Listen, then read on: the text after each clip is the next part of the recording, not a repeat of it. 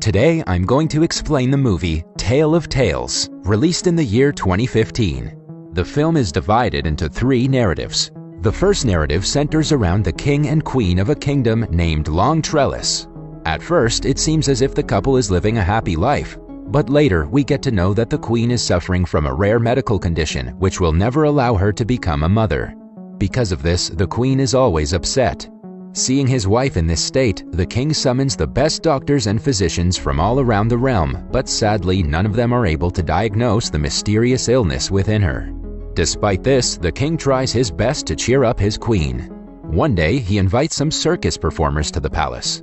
Suddenly, the queen notices that one of the circus performers is expecting a child. As a result, she becomes envious and starts smashing things after entering her chamber.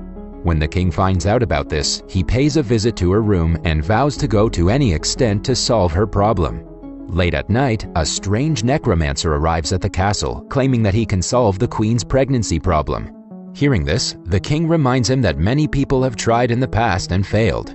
However, the necromancer is adamant that the queen can bear a baby, but it depends on how far the king is willing to go for his queen. The king responds, "To the last extent." The necromancer reveals that he has years of experience and knows a lot about nature. Furthermore, he says that nature must always be in balance, and that if the king desires a life, he must also sacrifice one. Despite his weird claims, the king and queen give him their full support. After this, the necromancer begins describing the process. The king will have to capture a sea monster, whose heart will be used to cure the queen's illness. Then, a pure and unmarried lady will prepare it, which will be eaten by the queen. In this way, the necromancer assures that the queen will become pregnant. Hearing this, the king immediately agrees to hunt down the sea monster and begins the preparations. The following day, the king sets out on his mission. He finds the creature in one of the rivers. When the monster is sleeping, the king walks into the ocean to attack it. He's eventually successful in slaying the beast, but gets critically injured in the struggle. Soon, he succumbs to his injuries, but before he does, he removes the creature's heart. The queen then returns to the castle, covering the heart with a cloth. Later, a maid at the castle is found to be unmarried and pure. As a result, she's tasked with preparing the heart.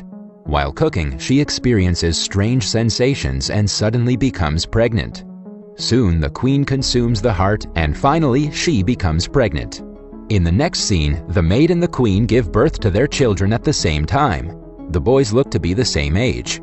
The queen's son is named Elias, whereas the maid's son is named Jonah. The movie then fast-forwards to 16 years, where the children have now become adults. The queen is living a happy life with her son Elias, as she thinks that she's been given a second chance at life. However, the two children who were born on the same day and look like twins are not typical children, as the sea monster is represented by the white tone of their hair.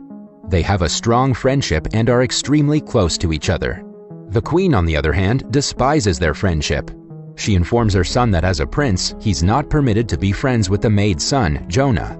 Despite this, Elias ignores his mother and continues to meet with Jonah. Later, we also get to know that the kids have the capacity to breathe underwater in a unique way. In the next scene, the queen threatens her maid that if she doesn't prevent her son from meeting Elias, she and her kid will be expelled from the country. Nonetheless, the two seem unconcerned and meet on a regular basis. They cross the line one day when Jonah wears Elias's clothing and goes to the queen. When she discovers the truth, she chooses to exile Jonah from the kingdom. Elias makes an attempt to stop him but fails. Jonah then cuts off a tree with his knife and water starts to flow from there. He tells Elias that as long as the water is clean, he should know that he's alive, and as soon as it becomes red, he should understand that Jonah's life is in jeopardy. After saying that, he walks away. Elias checks the water regularly to see if it has turned red. One day, the water turns red and he realizes that something is wrong. In order to find Jonah, he leaves the kingdom without notifying his mother. After a long search, Elias finally reaches Jonah's house. He discovers that Jonah has married a young woman. The people there identify him as Jonah, since they share the same facial features. Then he learns that Jonah had gone to the forest 5 days ago and has not returned since. Elias then goes out in search of Jonah, while the queen grows more concerned about him. Left with no options, she approaches the necromancer again, but he asks the same thing. that if she wants her kid to return, she must make a life sacrifice. The queen immediately accepts this proposal. Elsewhere, Jonah is seen injured inside a cave.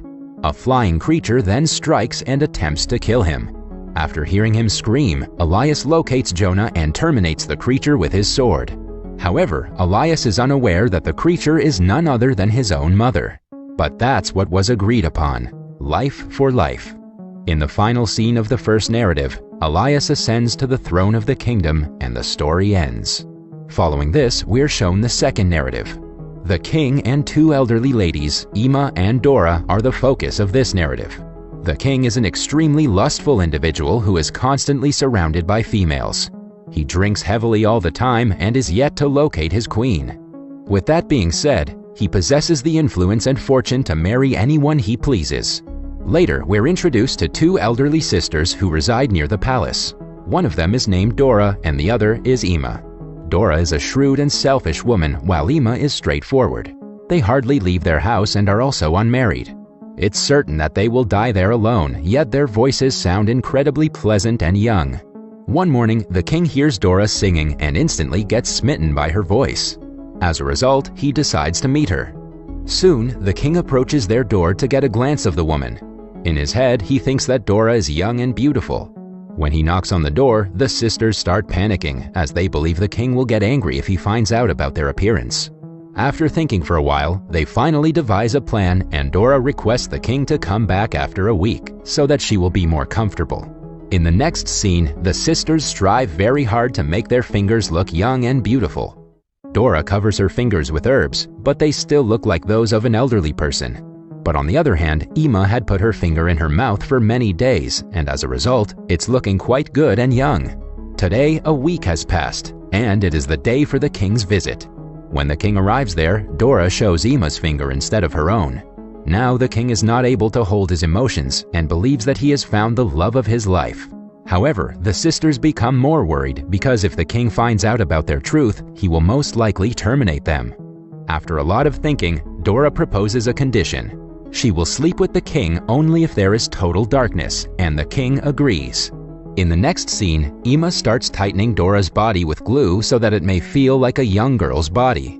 At midnight, one of the guards from the temple comes to pick Dora up while there is darkness in the palace. The king sleeps with Dora, but in the morning he realizes that he spent the night with an old and ugly lady. Enraged, he orders his guards to throw Dora out of the window. Luckily, she survives the fall. In the jungle, Dora witnesses magic as a witch arrives there and finds her. With her powers, the witch changes Dora into a beautiful young lady with long hair. The next day, the king visits the jungle for hunting and falls in love with young Dora at first sight. He brings her to his castle and decides to make her the queen. Dora doesn't know how she turned into a young girl, but she remembers her sister Ima. She invites Ima to her wedding, who is still in disbelief about her new appearance. When Ima inquires about how she became young, Dora sarcastically replies that she peeled off her old skin. However, Ima considers it to be true and visits an ironsmith to peel her old skin in exchange for a necklace. The ironsmith appears to be more stupid than Ima. He takes her to the jungle, ties her against a tree, and removes all her skin. In the next scene, Ima returns to the castle in a fragile state, and she passes away soon. Elsewhere, the magic that turned Dora into a young girl doesn't last long. She starts to grow old as her skin begins to fold. When she realizes that she's turning old, she runs away from the castle. The narrative ends on a sad note as Dora transforms into her older self completely. Following this, we're shown the third narrative, which is also about a king. The king is of a weird nature as his queen passed away long ago. He has an unmarried daughter named Violet, whom he has never truly loved. One day, the king sees a parasite insect on his hand which is sucking on his blood. Instead of swatting it away, the strange king just lets it feed on himself. Later, he keeps the parasite in a glass box and allows it to feed on his blood every day. As time passes, the insect becomes huge. On the other hand, Violet, who has grown to be a beautiful young woman, always dreams of a prince. However, the irresponsible king could care less about her as he is always busy with his parasite pet.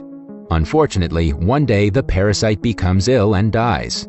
This devastates the king, so he peels its skin off and tells his daughter that the time has come to find a husband for her.